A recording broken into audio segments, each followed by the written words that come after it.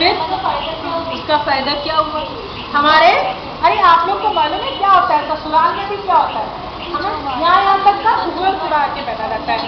ठीक है, अब औरतों को एक जगह मिलती है बेचारे, वो होता है किचन।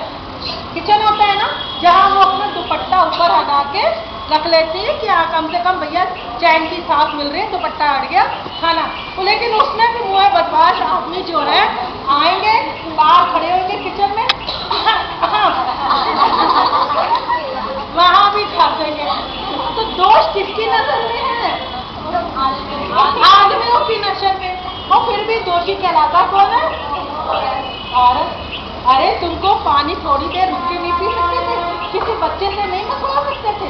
लेकिन रसोई के बाहर खड़े होकर खास रहे हैं कि मैं आ गया हूँ, तुम दुपट्टा अपना नीचे कर लो, घूंघट काट लो और मुझे पानी दे दो।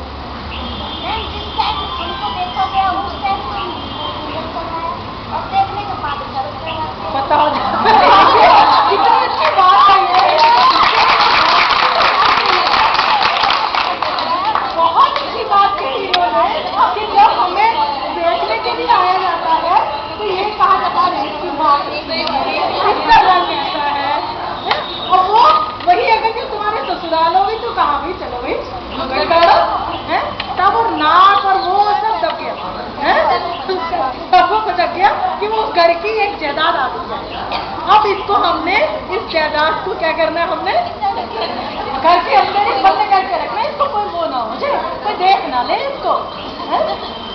अब बाहर पुरुषों में भी यही होता है, ज्यादातर क्या देखेंगे, दूसरों की औरत पे तो नजर डालेंगे, घर की औरत को वो करेंगे, तुम घर से बाहर मत निकलो। सेम वही बात भाइयों में है? बाहर जाके बगल वाले की लड़की, पड़ोस की भी लड़की नहीं छोड़ेंगे, जब पड़ोस की भी होती है, और घर पे अपनी बहन को बंद करके रखेंगे। क्यों? क्योंकि दोष जो है नजर में वो किसके है? आदमियों के। लेकिन दोषी कहलाता कौन है? औरत।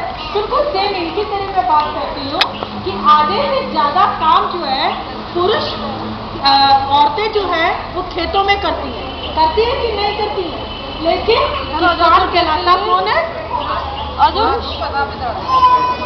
और अगर मान लीजिए किसी भी औरत का एक पति जो है मर जाता है, ठीक है, तो क्या होता है उस समय?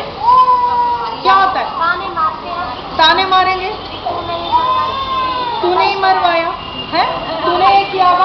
रो तो बैठ के रो, हर हालत में रो, चाहे रोना उसको आए चाहे ना आए, लेकिन उसको रुलवाया जाता है। और कहते हैं कि एक मध्य प्रदेश में जो है एक गांव है, वहां पर तो औरत को 15 दिन तक हर हालत में रोना ही पड़ता है, चाहे जैसी भी कंडीशन हो, लेकिन अगर नहीं रोए तो क्या होगा?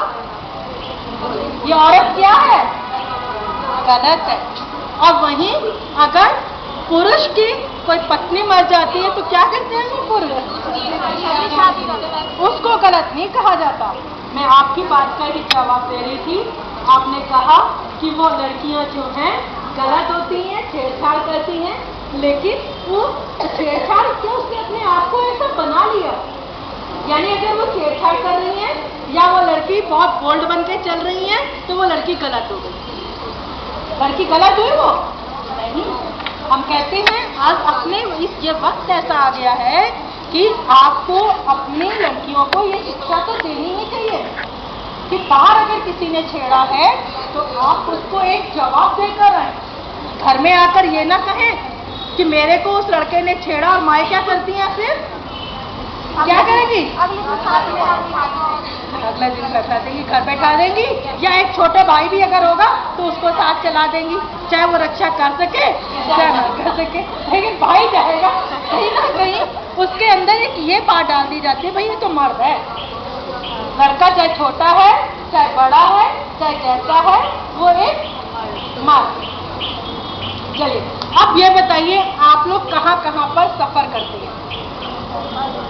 बस में, ट्रेन में, ऑटो में, रिक्शा में, स्कूल की बस वैन होती होगी उसके अंदर, पार्टी में जाते होंगे वहाँ पे लड़के भी होते हैं, ठीक है, और रोड के ऊपर भी आप चलते हैं, ठीक है। अब हम सबसे पहले अब ये बताइए आप लोग सबसे ज्यादा सुरक्षित है कहाँ पर? आपको क्या लगता है कि आप लोग सुरक्षित है? कहाँ पर सुरक्षित है?